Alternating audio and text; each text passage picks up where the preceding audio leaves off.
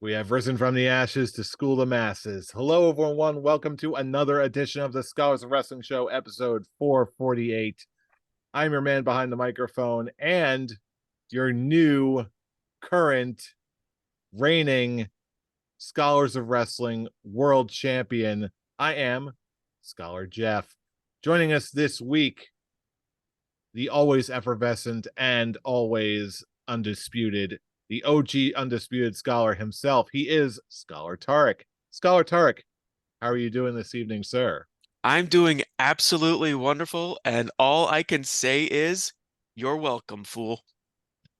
Hey, you know what? As much as we may go back and forth and I may roll my eyes, I will give credit where it is due. You have these moments where you come up with some really wonderful, brilliant ideas. I have a lot of those.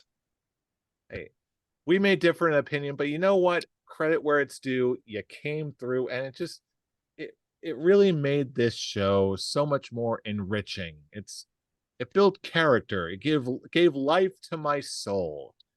And also a belt that the now indisposed scholar Charlie is going to have to return to my doorstep any minute now. And a little addition to my ego, because even though you won the title, I still won the night in predictions by also taking advantage of my little system. So keep the momentum of the undisputed scholars going. Hey, Don't worry, what's Brian. that idiom? Let's A show us rising continuing to tide run the brings all show. ships. A rising tide does raise all ships, but you were leaning into it. Also, joining us this week, we have another undisputed scholar in his own right. We have Scholar Brian with us tonight. How are you doing? I am doing okay, just watching the chaos that came out of Survivor Series in all the ways that it did. So Oh boy. yeah, we've obviously got a lot to talk about. So There really is. yeah. Oh yes. And before we get into the official happenings in the world of wrestling, which I'm sure whether unless you've been hiding under a rock or you just haven't looked at the title of this particular episode, there's a lot happening. But before we do that, we need to handle some scholar business in house. Because as soon as I have won the Scholars of Wrestling Championship, I've been getting questions from all of y'all wondering, okay, Jeff, when are you going to defend the title? When are you going to defend the title, Jeff? Are you still going to defend the title? Do I still get my title shot? Allow me to answer those questions right here and now. Before that, it's not really all of us saying that. It's mainly Charlie just going, keep my ladder going. And I'm just going, he doesn't have to continue your ladder. He can do his own ladder. He's the champ. He can do whatever the hell he wants. And now it looks like he Yes. has a scheme. I'm looking forward to it. What is your scheme with Goldie? Well, I'll tell you what.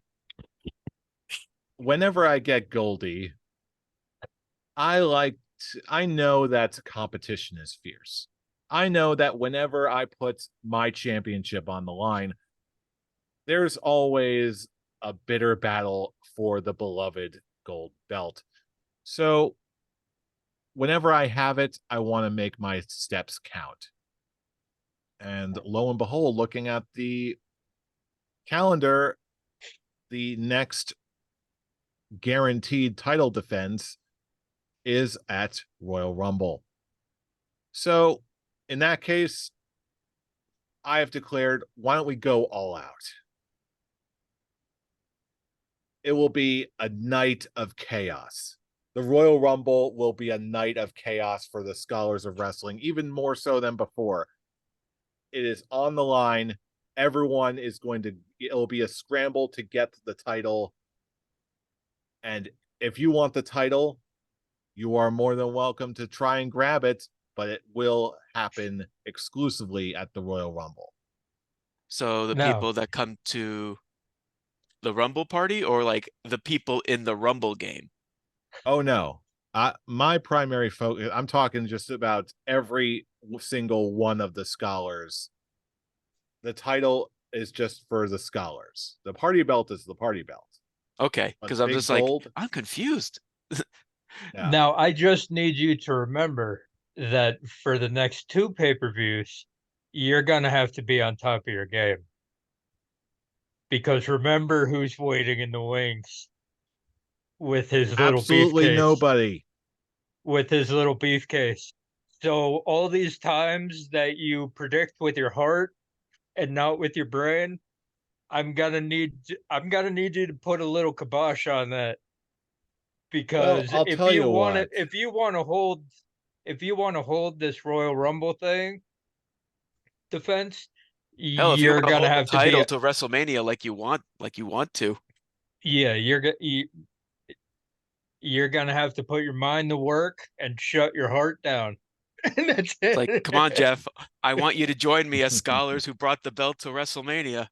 I will tell you this. Yes, you do bring up a good point. That possibility does indeed exist. However, He wants Goldie back. I posit that even if an attempted cash-in does indeed happen at any one of the upcoming smaller shows where a defense is not mandatory, I posit that even if the beefcase is cashed in at that point, there's still a mandatory title defense at the Royal Rumble where anything can happen, and we all know that. And then if that is the case, then the defending champion will not have the beefcase to help break any ties. Mm. Or he could just, you know, decide to hold the long run and just cash in at one of the next shows. But we know he's not going to do that.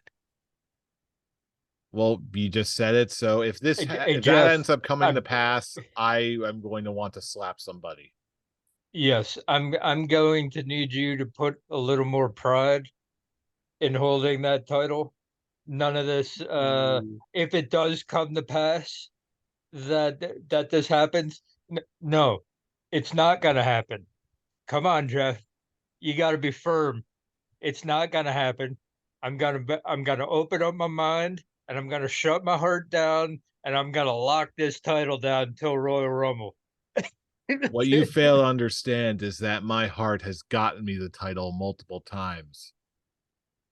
And it's By the lost you heart the I live, title and by the heart I and die. and it's lost you the title very quickly all of those times. So Only the good die young. It's okay. It's okay. But anyway, hey, that I'm those just are my trying to help you out. intentions. Yeah, I'm just trying to help you out. You don't have to take my advice. Because it's like Brian more than anyone doesn't want Charlie to get Goldie again. You're only Then talking to the guy who's held the title. score higher than Charlie. You score higher than Charlie. That's the point. Well, you're only listening to the guy who's held the title the longest out of anybody on this panel. For now. But for a Anything long can time, I happen. held that title for 8 months. Okay, that's it. Well, come what may, those are the intentions. We'll see if that comes to pass or not. But before all of that, we need to go back and look at the show that was, specifically the show that gave me this title. We need to take a look back and recap Survivor Series 2023. I gotta say, I was very impressed with this show, and it was kicked all off with the beginning women's War Games match, which already had enough great pacing, great spots. That Io Sky thing with just putting a trash can on her face and just diving, that Yeah. takes some lady balls. This Well, match was great. it's like and it's not the first time she's done that. It's like she's a pro of being in those NXT War Games matches.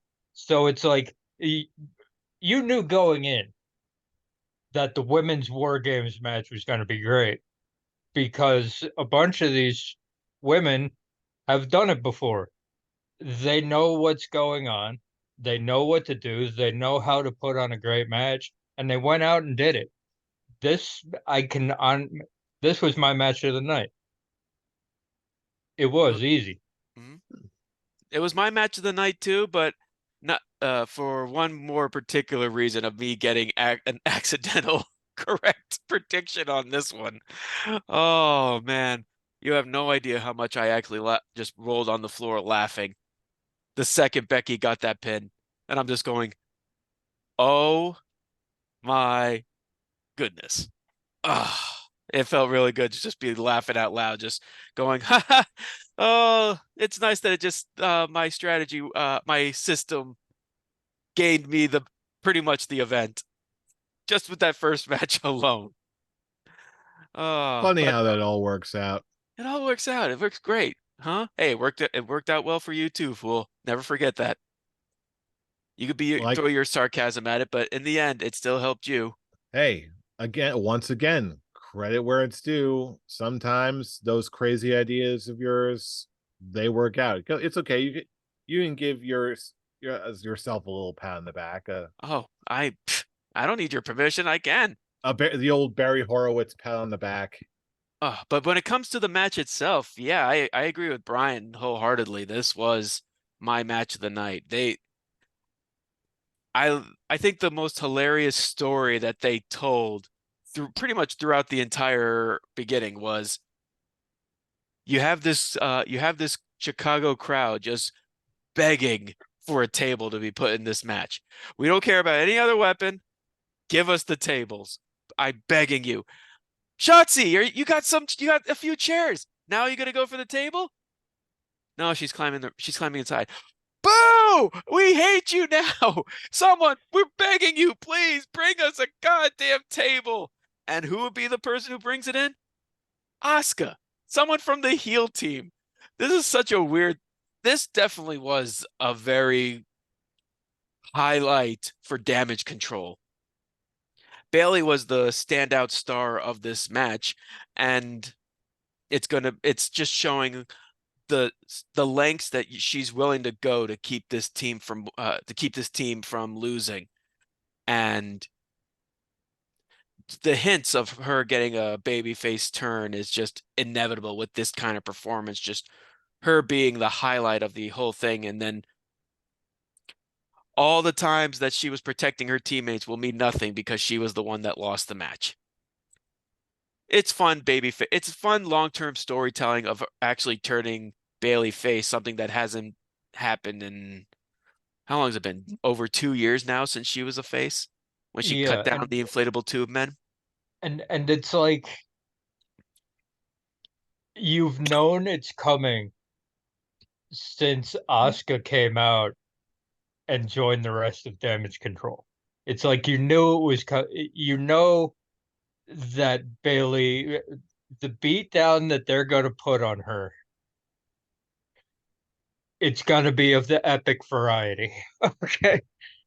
And it's like it's coming, but the way they're telling the story it's a masterclass. It really is. And honestly, nothing else on the show compared. I'm like, the the rest of it was fine to good, but this match stood out above everything else. Oh, Other than very much so. other than the obvious. Yeah, this match definitely kicked things off in a big way, and it set the pace and it set it beautifully. It got me really excited for the rest of the show. And of course, what do we get right after that? We got Gunther Miz, which is the only And bad thing I Gunther can say about this is that it was pretty much exactly what I was expecting. It was Gun- exactly what you were expecting. It was Gunther did what he was supposed to do. That's it. yeah. The best way to describe this match, it is the Miz's best one-on-one match ever, and this was just this was a typical match for Gunther. The best for the Miz was just okay for Gunther. That's all that you can really say about this match, because as Gunther put it on Raw, Miz proved himself that he does belong in the ring, just not with him, because Gunther pretty much won this match with little to no real trouble. It was a very decisive victory, and him hitting the Lion Tamer to actually really solidify. It's like, no, this is just a statement that Jericho is going to stay the one with the most Intercontinental title reigns. You're not going to tie up with him. At least that's how I took it, and I just had a good laugh at that. I'll be honest, I didn't even pick up on that. That little jab of like, you know what? Gunther would do that, wouldn't he? Yeah, that is just it is just very like, yeah, you're all the things I said about you. Yeah, this is true. This is just proving me right. And I really hope they don't do a rematch. Frankly, at this point, I don't think there is much need for a rematch. If they do Hmm. yeah, if they do a rematch, it's on Raw and it's a 3-minute squash. If it gets that far. But it's like this was the only match they needed. It's the only match I want to see of them. Let's have Gunther move on to bigger and grander things that I will talk about later. like fucking Jinder Mahal. Yeah. But yeah, then the next two matches on the card, they were pretty much more of almost what I expected, but it almost seemed like I was just waiting for especially after the way the show started, I was really waiting for just the next War Games match. So I admit I did not expect just that Santos Escobar was actually going to win this match, but Rhea Ripley versus Zoe Stark was more or less what I expected. Yeah, Ray. I don't know why you weren't expecting Santos Escobar to win the match. He just turned heel. He said he wanted Rey Mysterio's leg amputated. It's like you can't have that dude lose, whether it's Carlito or Dragon Lee. It was And not and my finest hour. That's all I can say. and it's and Santos Escobar, the way he's playing this heel character, I can see him up in the main event picture some point next year. That that version of his character is money. Well, I won't go on Jeff hard on this one with this prediction because it just turned out to be pointless in the long run. At least now looking back at it, now you can laugh and just be like, oh, now just have that look on Charlie's face of his overconfidence and that he's gonna hold on to the title with Jeff's prediction. Now you just look at it a completely different end, and that it actually makes it hilarious. But when it comes to the two matches, my issue with Santos versus Dragon Lee is we know we could have gotten a better match with between these two. They didn't really have any time to do anything. They weren't given enough time to plan out those like really hardcore lucha matches that I know Triple H is a fan of, and I know that what they're capable of showing that lucha wrestling is a lot more than the cartoony stuff that Vince put on to show that these people can be luchadors, but be top guys, not just sideshow attractions.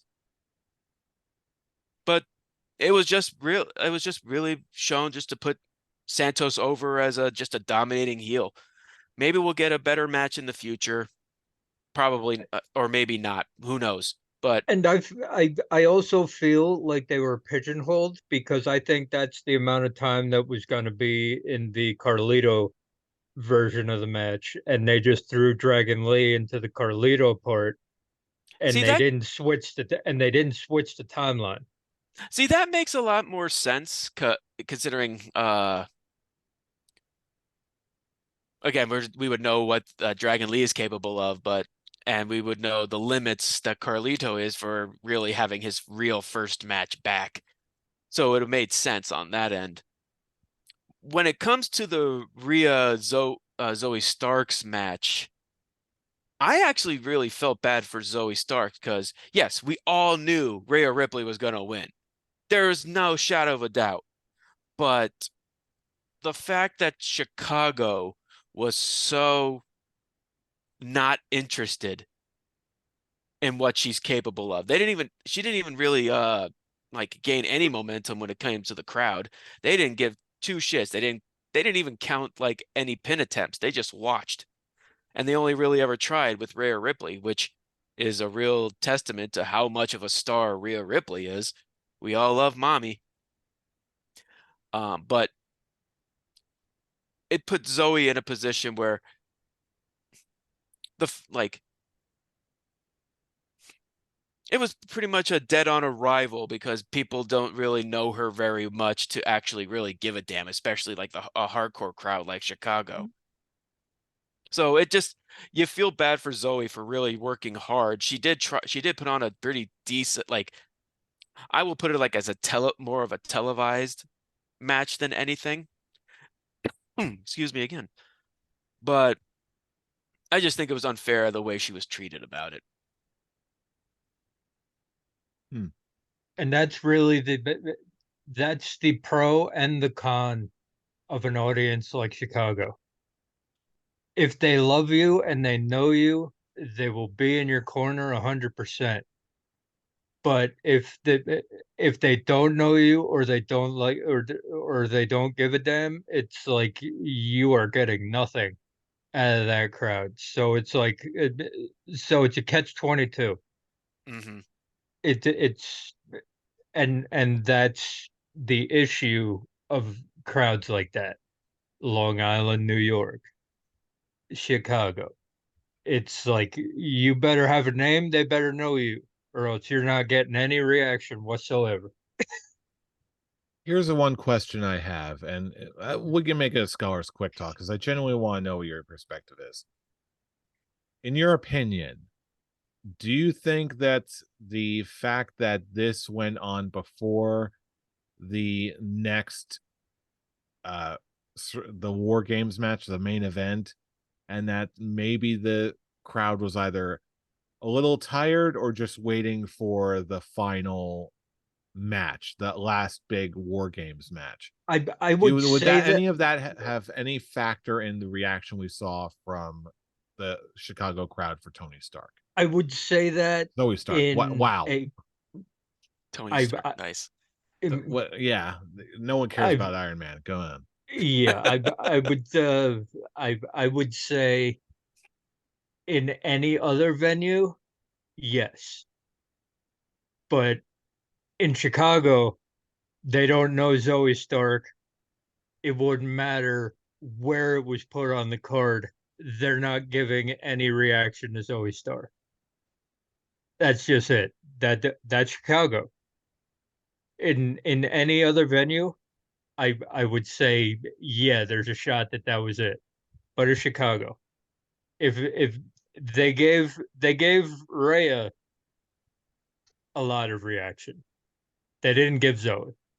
That's not tiredness. That's not any burnout. That's not waiting for the next match. They did not give a crap about Zoe Stark, and that's just Chicago. Mm-hmm. That's it. And you also got to look at the fact that when you actually look at the rundown for this show, they pretty much got two break matches in a row. I feel like a better structure on how this show should have been presented was women's war games. There was only two matches that, in my opinion, should have been switched. It should have been the women's war games, Santos, Dragon Lee, Gunther, women's match, main event. It just felt like where it's like big match, break match, big match, break match, big match. I just felt like that would have been a better flow for the show. But but with what we got, we just basically got two very low card feeling matches. Like Reyes was pretty much just a filler, and Santos Escobar is just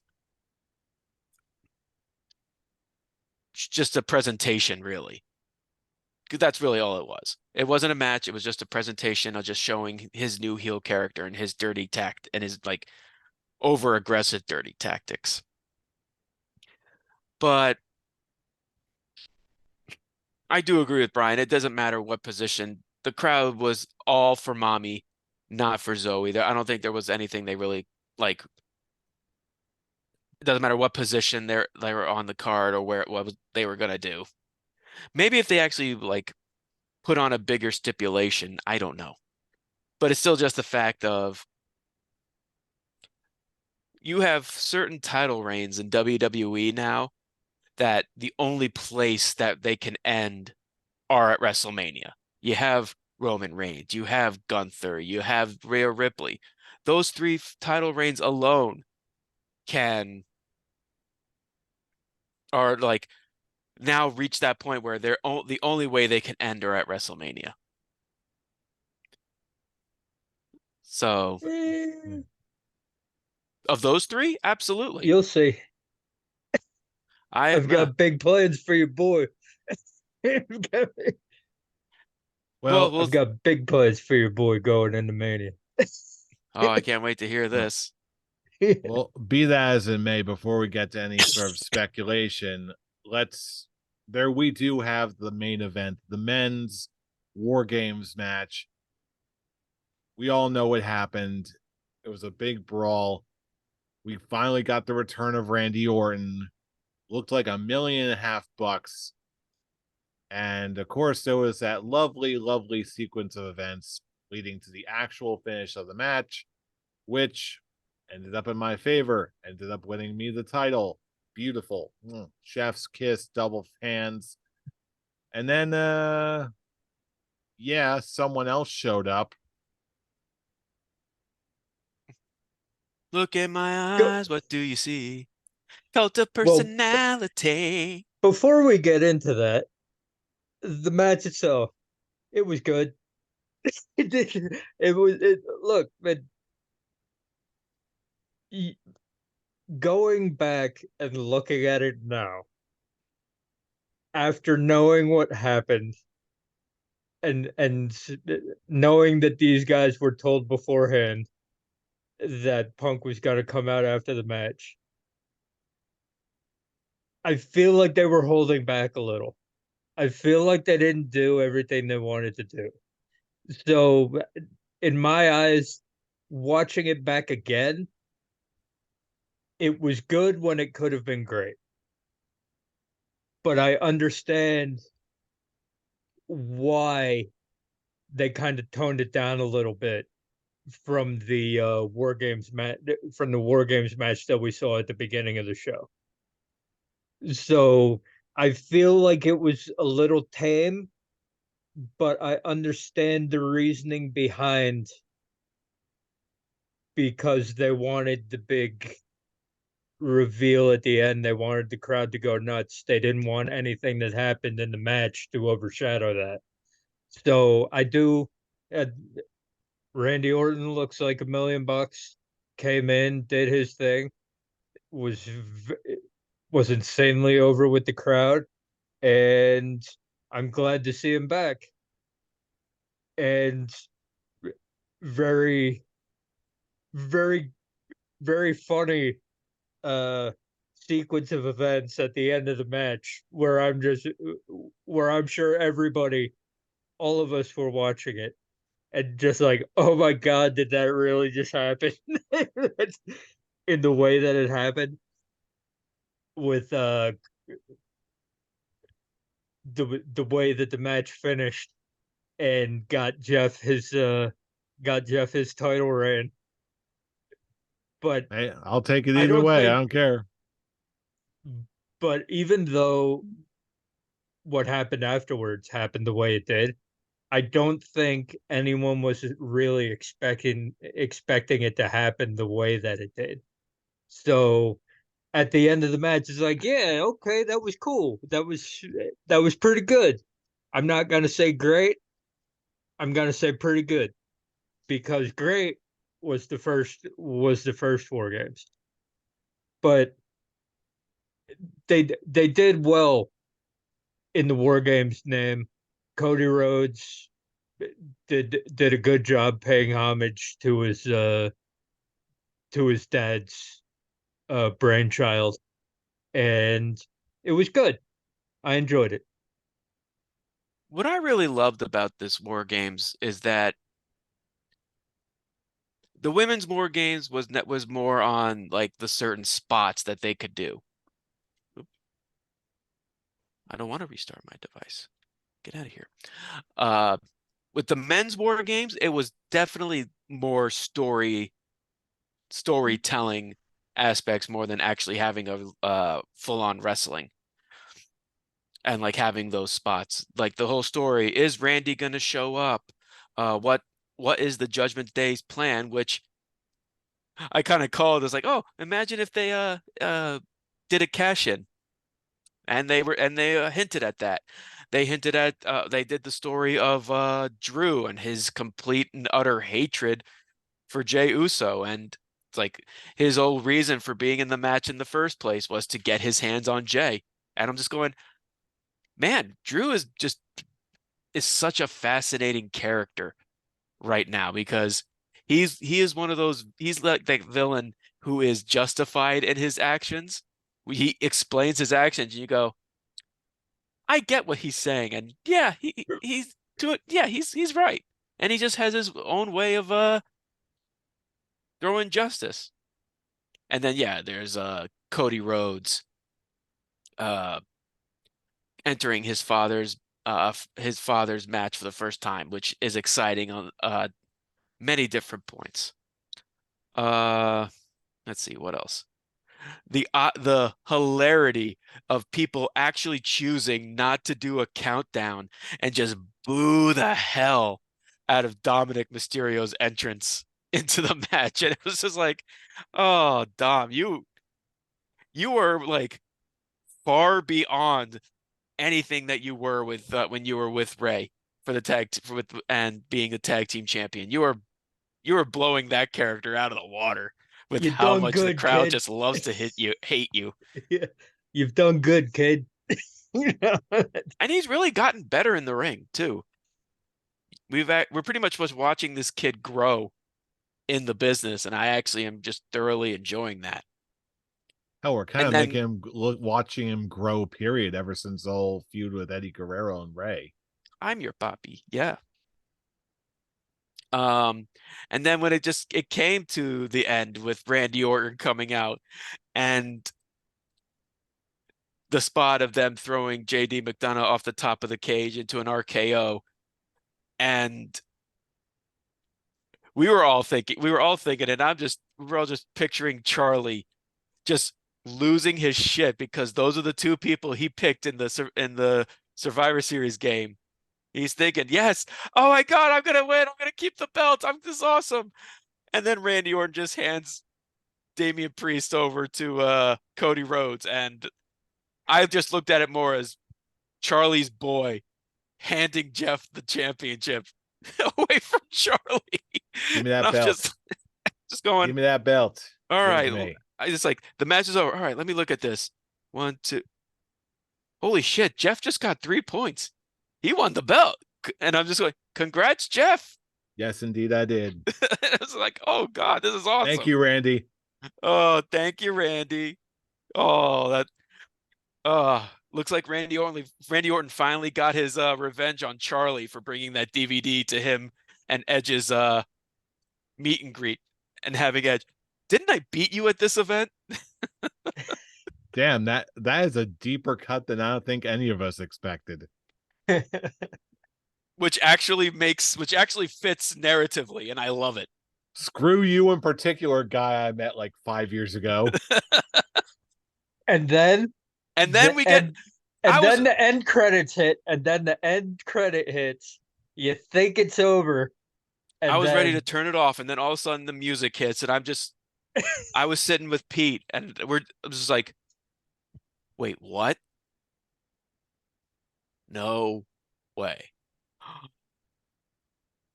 What the fuck? That was my response. I was just more in shock than just like, oh my God. I'm not, it's like, you're never going to see me in that highlight video that they posted on Raw that had like, the people from Wrestle Talk and Cultaholics celebrating CM Punk's return. I'm like, yep, I wouldn't have had that kind of a reaction. You would just have me just going, Yeah, "Buh?"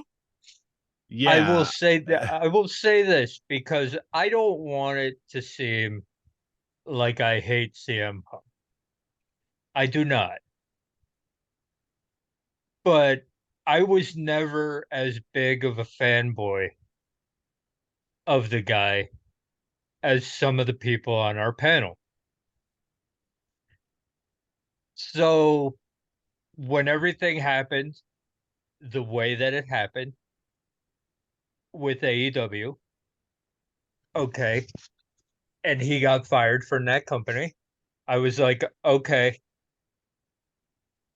that sucks, but it needed to happen. Everybody needed a fresh start. And then I was like, okay, at some point in the near future, I feel like he's not done yet.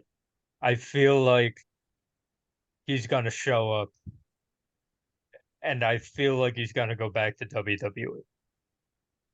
I thought the timing of this was gonna be as a surprise entrant in the Royal Rumble, because that's normally how these things happen.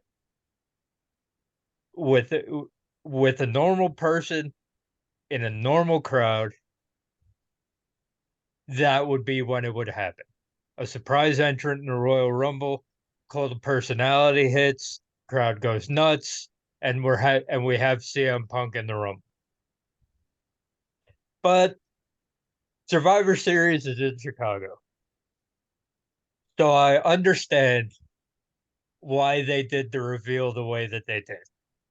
I get it, but seeing as I'm not a complete fanboy, as a bunch of as said cultaholic wrestle talk and all that, and jumping up and down and all that, I was like, I'm happy for my friends who are overjoyed to see this man back on their TV.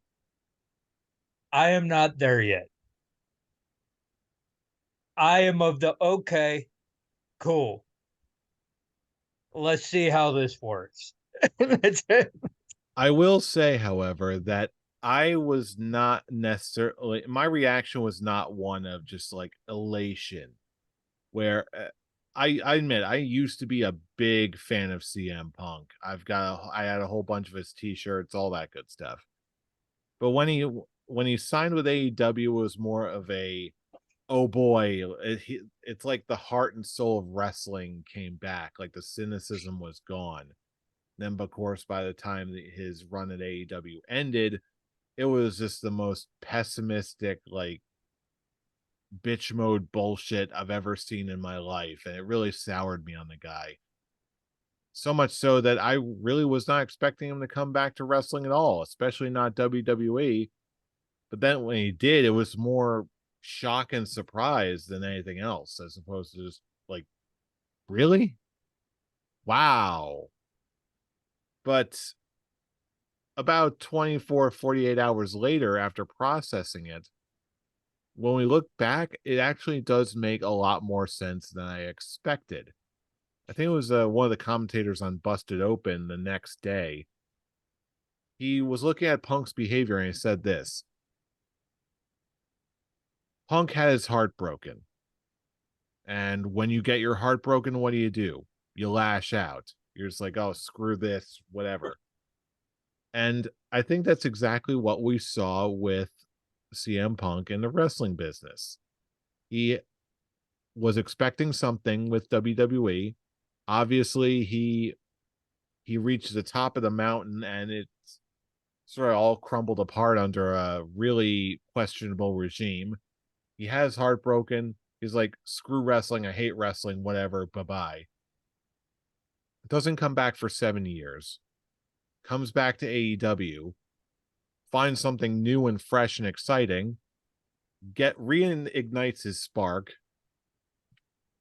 still is petty, gets into trouble. We all know the story by now. So that by the time he leaves AEW, yeah, there's no connection with AEW anymore. But the fires for wrestling are still lit again. He's still ready to wrestle. He's still ready to do it.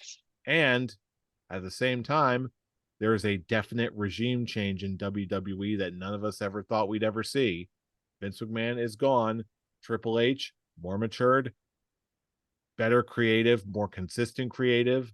Everyone's chill. In hindsight, I was surprised 48 out like in the past 48 hours in the aftermath, but after thinking about it for a while, it really does make all the sense in the world. So that when I hear Punk say stuff like, I'm hesitant to admit this, I feel like I'm home, I'm where I need to be. I know he's just being a character, but I feel like there's a definite amount, there's some truth to what he's saying. To me, all the signs are there.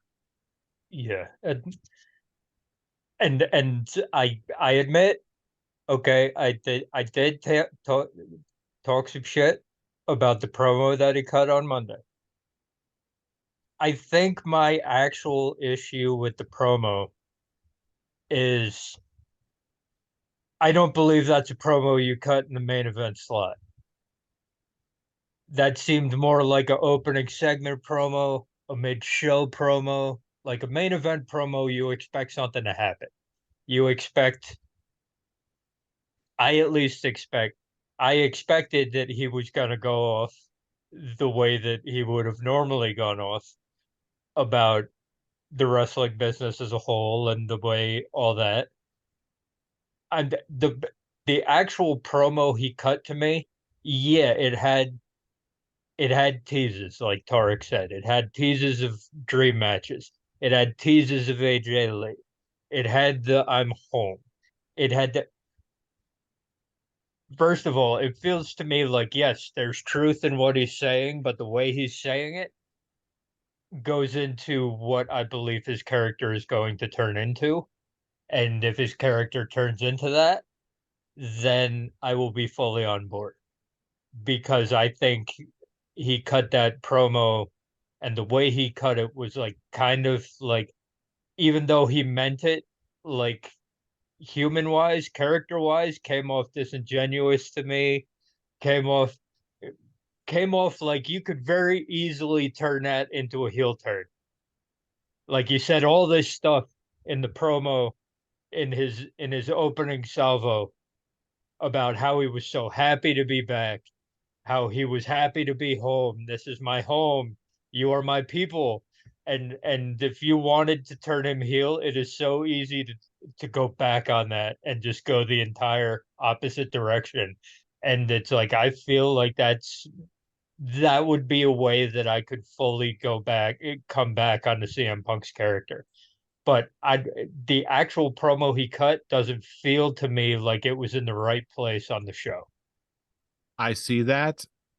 The main thing I got personally from his old promo, again, it wasn't the pipe bomb that a lot of us were expecting, but the one thing I took away from that more so than anything else was there is absolutely a non-disparagement agreement between AEW and CM Punk. No question. Are we losing Jeff? I'm right here. Okay, because you were cutting Yeah, off. you just started lagging. Okay, Yeah, I'm you getting a completely thing. froze. I'm getting an internet connection issue right now, but yeah, just to say once again, the one thing I got was that there's definitely some sort of non-disparagement agreement between AEW and CM Punk. Oh yeah. So yeah, there's no question that made it abundantly clear, and frankly, I'm all for it. I just want to move on. If it means we get some fresh stuff from CM Punk in a new WWE landscape, I'm all for it. Yeah, no doubt. It's just that the in a main event time slot, as I said, that's a opening segment promo, that's a mid show promo. That's not something I would put in a main event segment. And the ratings showed that, especially with what you're putting on the show to encapsulate Randy Orton returning and CM Punk returning. Because to be honest, um, the only thing that was worthwhile on that show was the tag team gauntlet and everything with Drew. Other than that, this show did nothing for me. Like, this was the worst episode of Raw that they've put on in about 2 months. And then and you're waiting for CM Punk in the main event segment. Like, while he was cutting that, I was like, they did this dude dirty, man. That's it.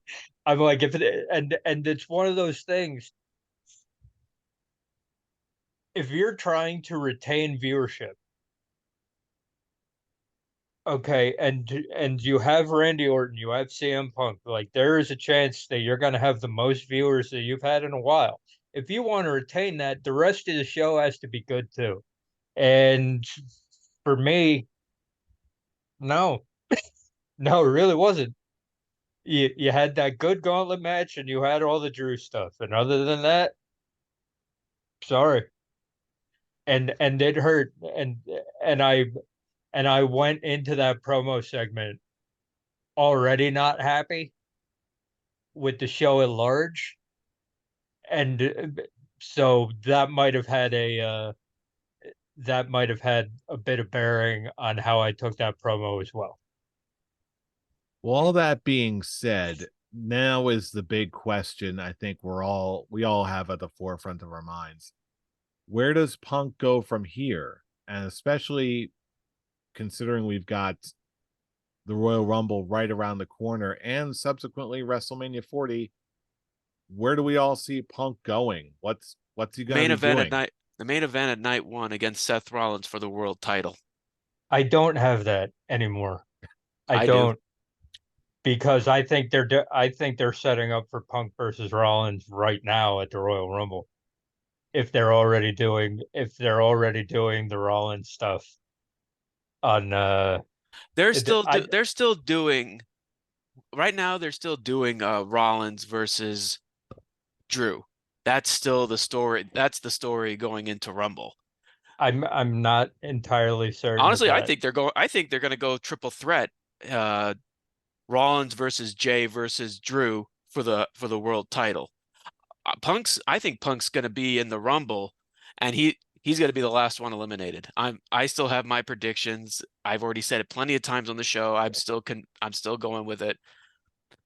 Punk is going to be the close one, and he's probably going to win a title shot with Rollins. Maybe, I don't know, at Elimination Chamber. I don't know. But the big match that is gonna close night 1 and then actually make the world title actually feel legit, like the number 2 belt. Yeah, it's he has to go against the man that they brought in, and as Jeff put it, it makes sense business wise to bring him in. I mean, you brought up Triple H, but this was all Nick Khan's doing. He's the one that's heard the crowd still wanting CM Punk to come in, and he's just like, you know what? Yeah, he's been trying to contact us. Let's actually say, okay, let's work out a deal. And he could be the front runner. He could be the face of the selling point of Raw, which is what they're doing now for a new TV deal. Have CM Punk be the center man in that. So have him go for the world title, which I think will be his crown jewel as a main event at WrestleMania. Here, here is what I would do personally.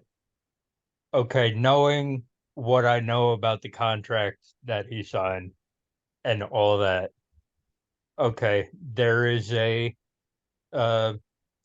basically like a probation period. There's a behavior clause in there. So I don't believe that they're going to give him the title right away. I don't believe that. 4 What months is I not would right away. what I would I WrestleMania. I mean, like, not soon. I Setting him up for a match at here's Rumble what I is would right do. away. Here's what I would do personally. Okay, and also knowing what came out today, I would have Punk versus I would have him doing this little face thing that he's doing right now. It's, I'm happy to be back. I'm happy to be back. Just keep going with that and have set and I I would have Drew and Jay. I'd have Seth versus Punk at Rumble. That's what I would. That's not what I'm saying they will do. This is what I would do. I would have Seth versus Punk at the Rumble. Okay, have a fuck finish, do whatever. Seth walks out as champion still, and Punk does a complete 180. Turns heel. You get a heel run. You say, you know what? I hate that I'm back here. This is not my home. I just have him. Everything you heard about him backstage in AEW, turn it up to 11 and have him play it out on TV. And so for and then the Royal Rumble, okay, I'd have a run back of last year. I'd have Gunther and Cody as the final two. I'd have Gunther throw out Cody. Gunther wins the Rumble. Gunther versus Seth at WrestleMania for the World Heavyweight title. I'd have it, unfortunately for you and your Intercontinental title record, I would have him not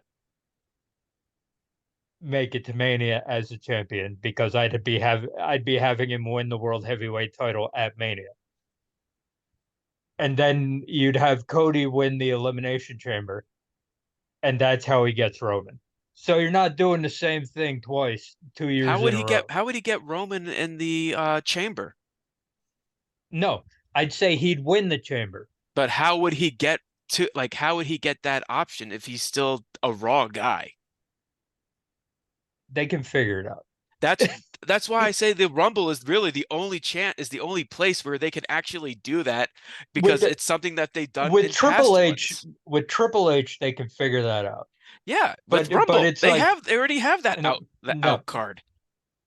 I would think you'd want Gunther to be in the World Heavyweight title match. I do want Just let Gunther me to be in roll the with World it. Heavyweight Just title let me match. roll with what I was just wanted to make Yeah. sense. Let me just roll with what because apparently with what came out today, okay, it is a very high possibility that at this year's WrestleMania, CM Punk's going to be in an attraction match, a dream match, if you will. They want CM Punk versus Austin. I don't think they're gonna do it. I read that And too. I don't think it's and gonna happen. but I just think but that's it's now a possibility. but it's also one of those with the behavioral clause in his contract. I don't feel like it's a good idea to give him the title at this year's WrestleMania. I'd give him his main event at next year's WrestleMania. Give him time to prove to the locker room in the back that he's here for the good of the company and not of himself. And then you can give him what he wants, what you know he wants next year. So in my mind,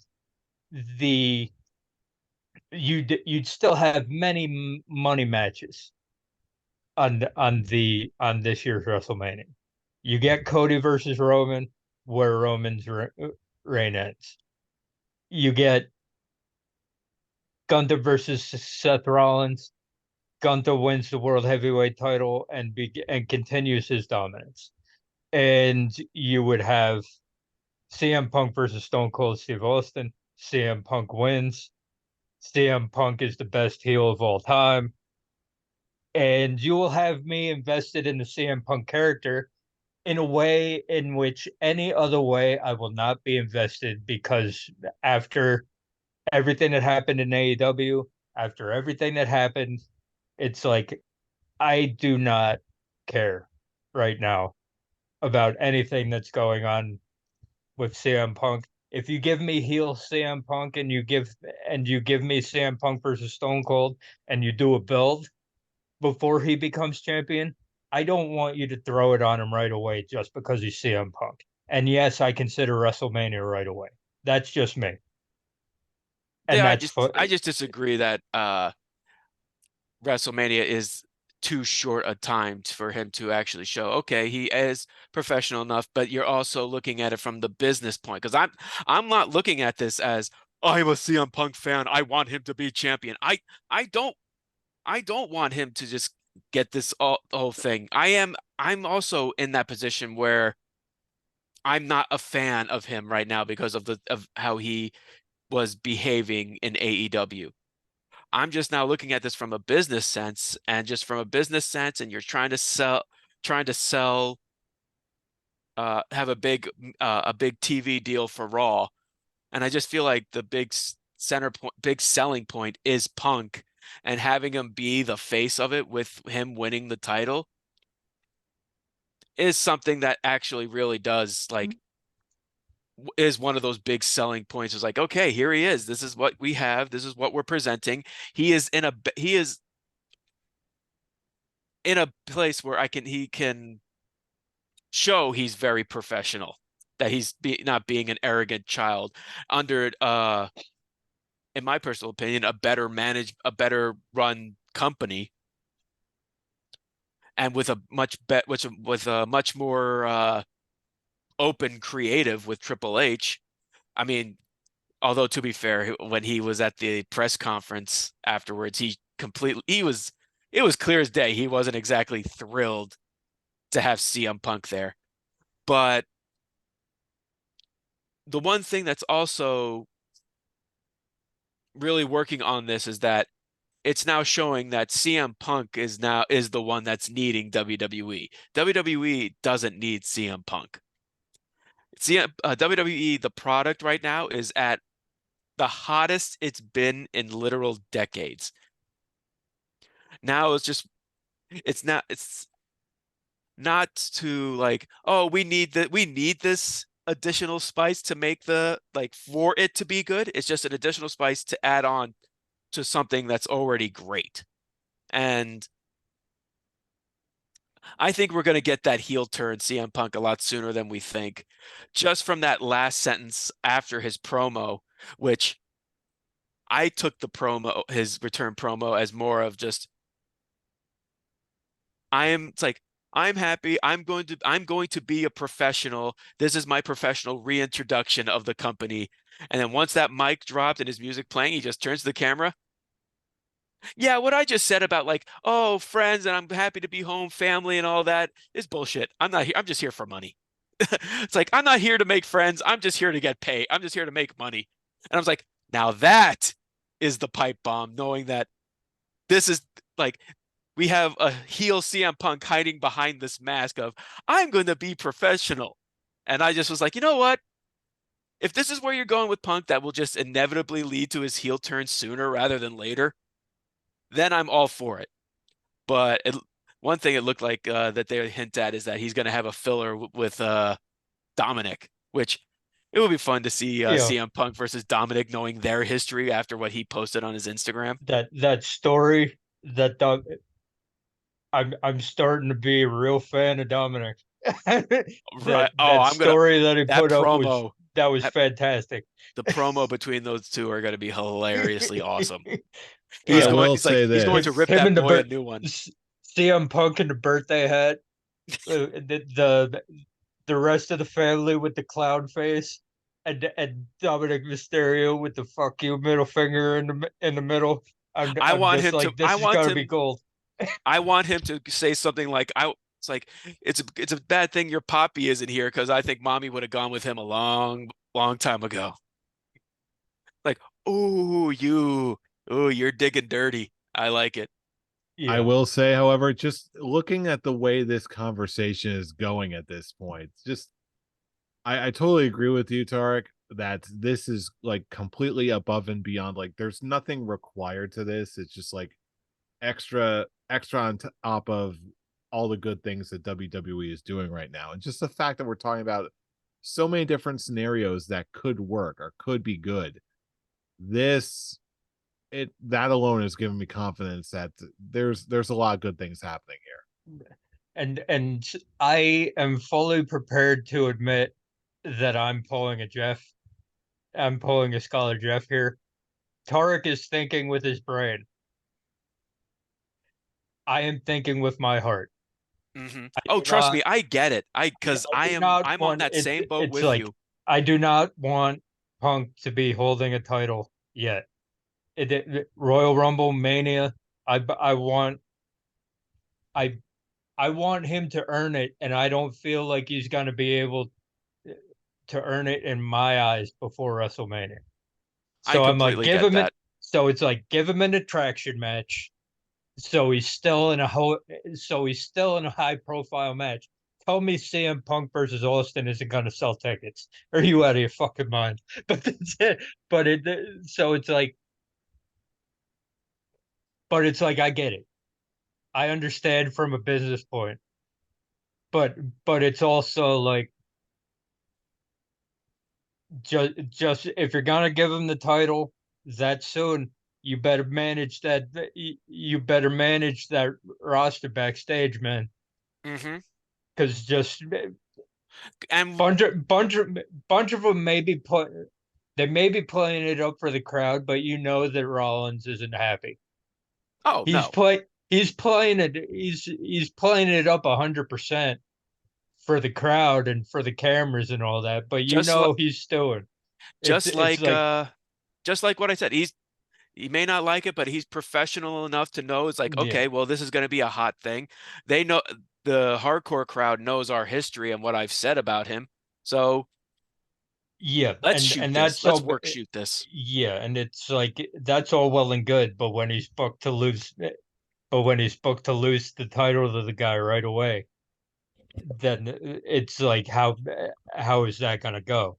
I'm like, you need to manage that whole talent roster backstage, all of them.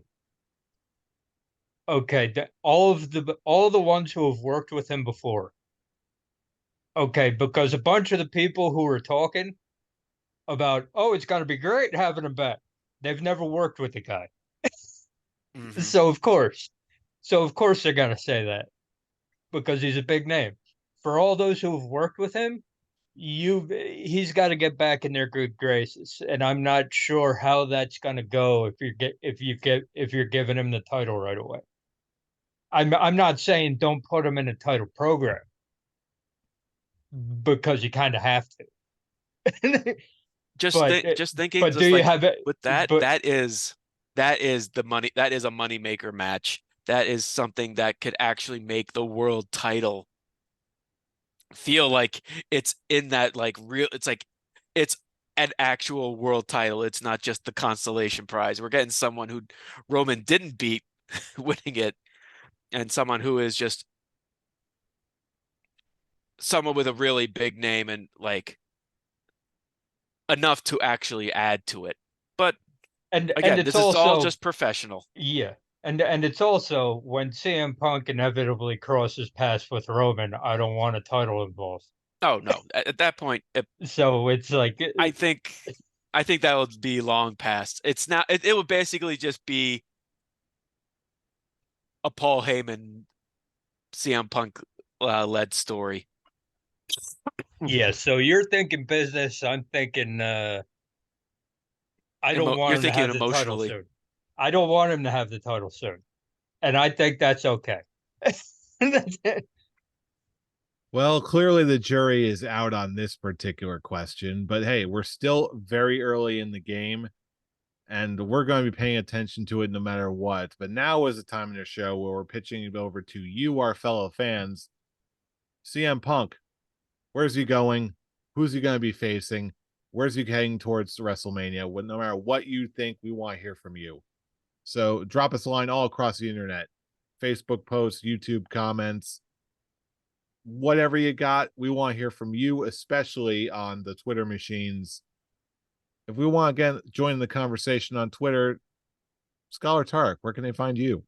You can find me giving Survivor Series very low 4 out of 5. Oh yeah, we at, totally skipped by at the beard the rating. Avatar. So let's just throw the beard ratings at the ending. Sure, why not? So yeah, Scholar Brian. The show itself was a 3. The fact that Punk has returned and the possibilities made it cross the line to a 4. All right, I dig it. Scholar Brian, where can he reach you, and what are your beard ratings for Survivor Series? You can find me trimming my full beard at Atomic Beanpole. Apparently, we got a consensus. We got a 4 out of 5 full beard. And if you don't like it, you can take it up with me on Twitter at I'm Robbie Rage. Join in the conversation. It's always a good time. And for all of these relevant social media links and more, check out the description box below for our link tree. That's linktree/Scholars of Wrestling. Thumbs now up. We got all that. Thumbs up and subscribe. Like this video. Spread the Like good word of the subscribe Scholars. it. Ring a bell if you're on the YouTubes. You know you want more Scholars, and we know you're going to get more Scholars because you know who we are. We are the Scholars of Wrestling, and you have just been schooled. You're welcome. You're welcome. See you next time for the next chapter.